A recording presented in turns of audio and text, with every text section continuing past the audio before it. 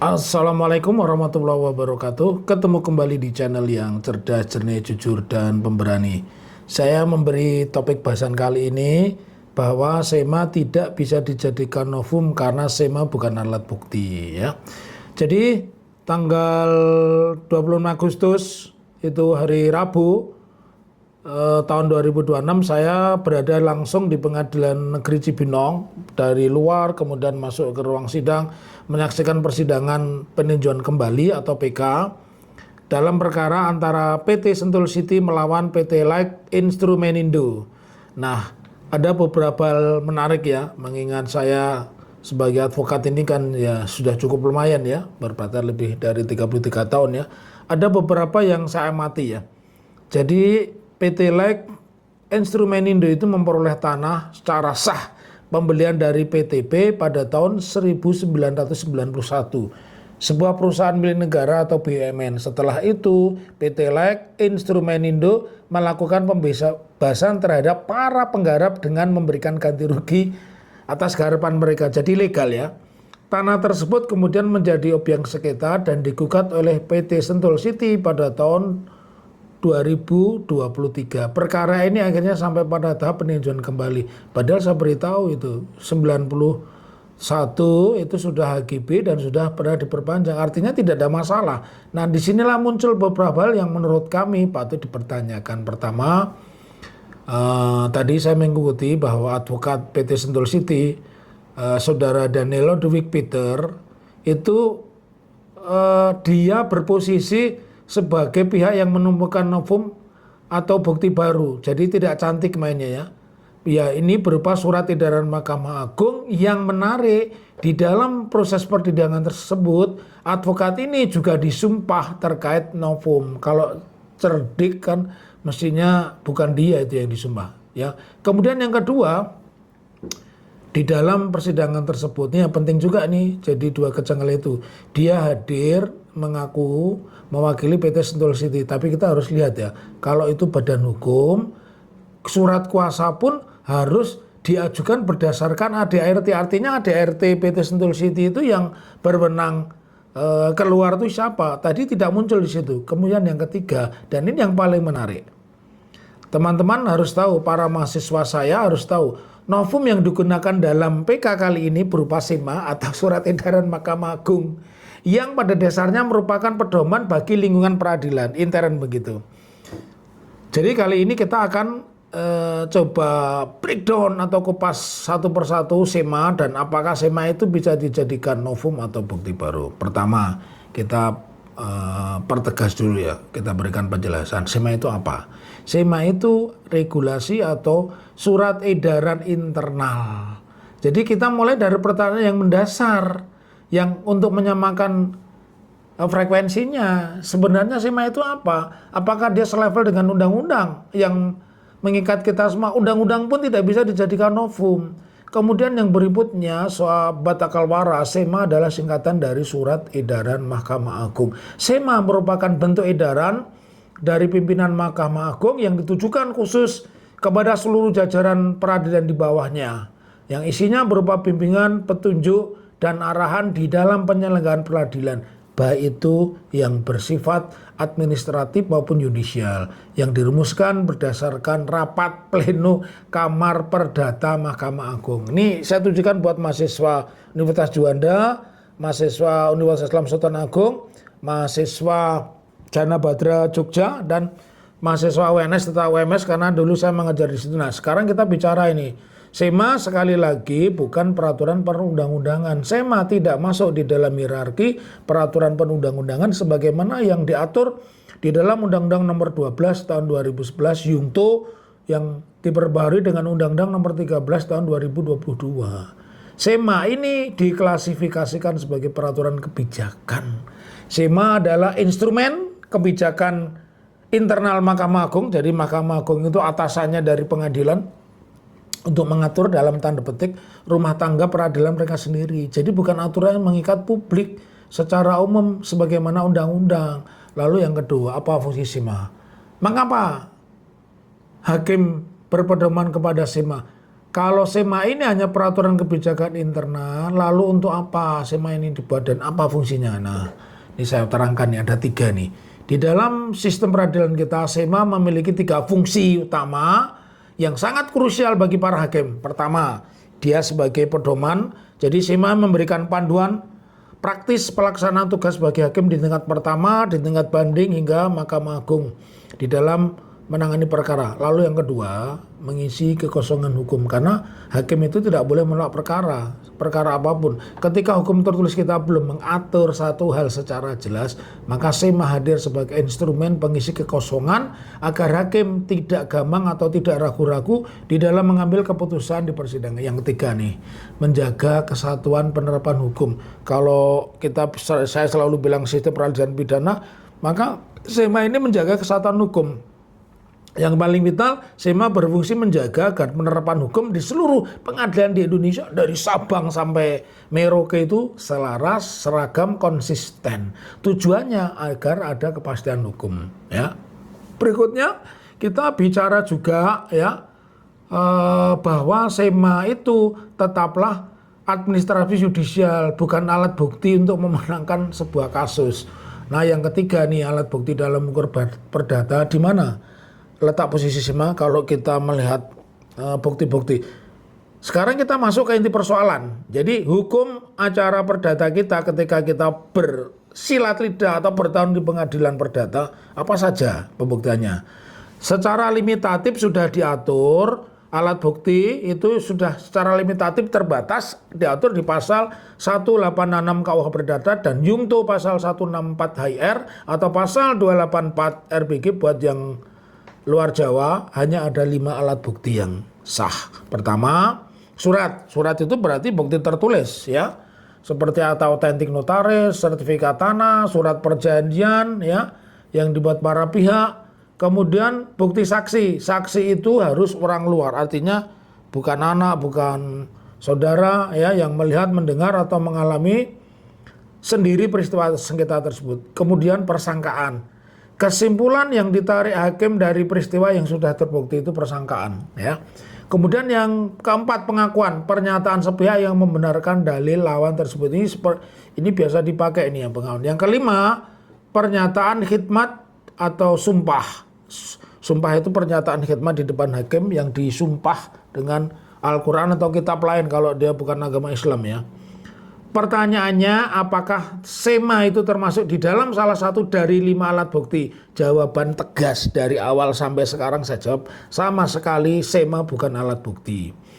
Alat bukti di dalam perkara perdata harus berupa dokumen yang secara langsung menerangkan fakta konkret sengketa para pihak.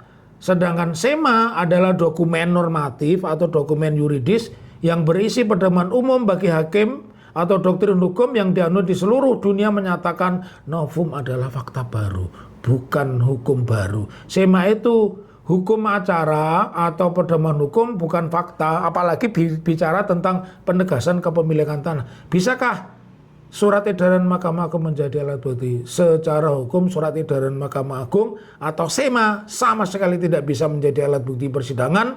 SEMA adalah petunjuk administratif internal dari Mahkamah Agung untuk menyeragamkan penerapan hukum bagi hakim dan juga bagi aparat peradilan yang lain. Jadi bukan dokumen pembuktian sebuah peristiwa.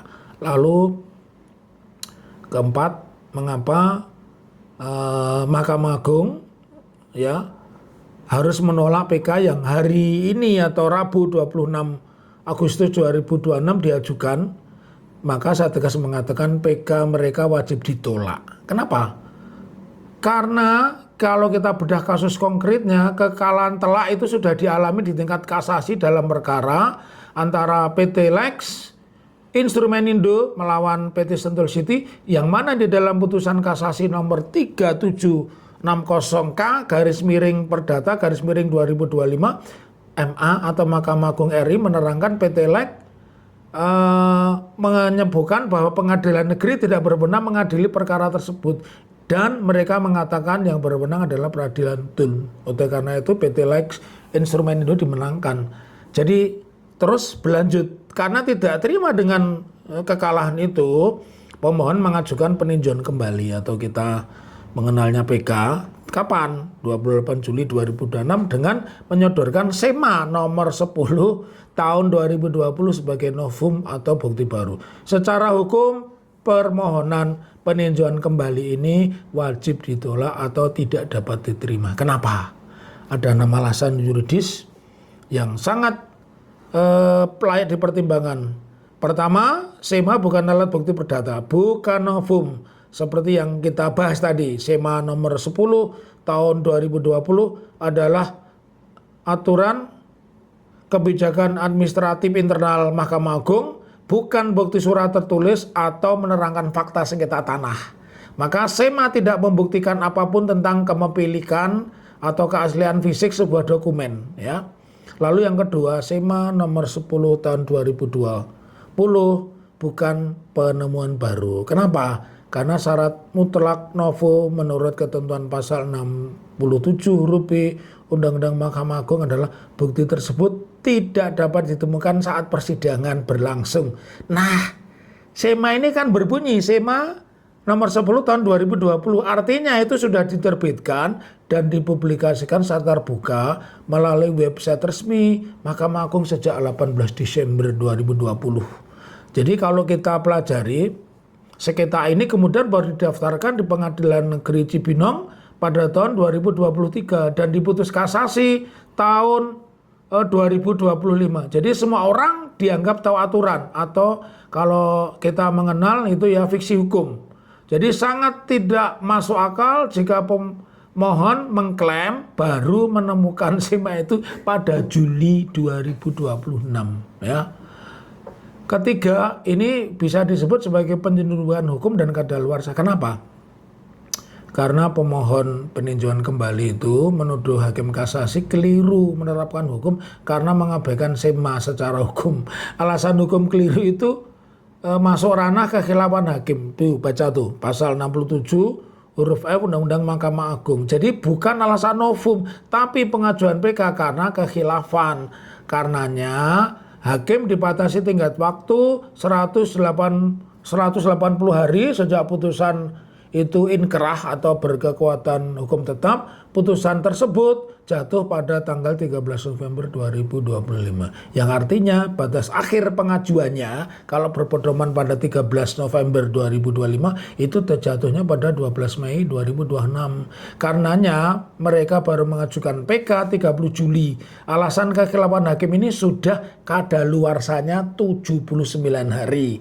Mereka sengaja membungkus dalil kekhilafan ini sebagai novum dalam tanda petik untuk menghindari batas kadaluarsa. Di sini seninya. Lalu yang keempat, hak menuntut pemohon sudah gugur atau kadaluarsa. Kenapa? Karena objek tanah sengketa ini di awal tadi sudah saya sebut sudah bersertifikat atas nama PT LEK Instrumenindo atau SHGB nomor 1 ya Cijayanti sejak 10 Desember 1991. Pemohon baru menggugat pada 17 Oktober 2023 atau lebih kurang 32 tahun kemudian. Lalu selama 32 tahun itu kemana? Terus berdasarkan peraturan pemerintah nomor 24 tahun 1997 batas menggugat sertifikat tanah adalah 5 tahun dan berdasarkan pasal 1967 KUH Perdata segala tuntutan hukum hapus setelah lewat 30 tahun. Secara hukum hak menuntut mereka itu sudah mati, ya. Nah, sekarang kita bicara PT LEK itu siapa? PT LEK Instrumenindo memperoleh tanah tersebut melalui pembelian dari PTP. PTP itu sebuah BUMN yang kemudian mereka membebaskan lahan dari para penggarap karena sebelumnya ada penggarap dengan memberikan ganti rugi atas garapan. Jadi ditegaskan di sini bahwa tanah tersebut bukan diperoleh secara tiba-tiba atau ujuk-ujuk, melainkan melalui sebuah pembelian dari PTP dan dilanjutkan dengan proses legal pada umumnya, yaitu melakukan pembebasan terhadap para penggarap, menguasai fisik tanah, melengkapi fasilitas dan rajin membayar pajak. Jadi berdasarkan pasal 1338 ayat 3 KUH Perdata Yungto SEMA nomor 4 tahun 2016, pembeli berikat baik wajib dilindungi secara mutlak oleh hukum. Sekarang yang keenam ya, ini perlu kalian perhatikan para mahasiswa saya peserta kuliah hukum Universitas Sakal Waras.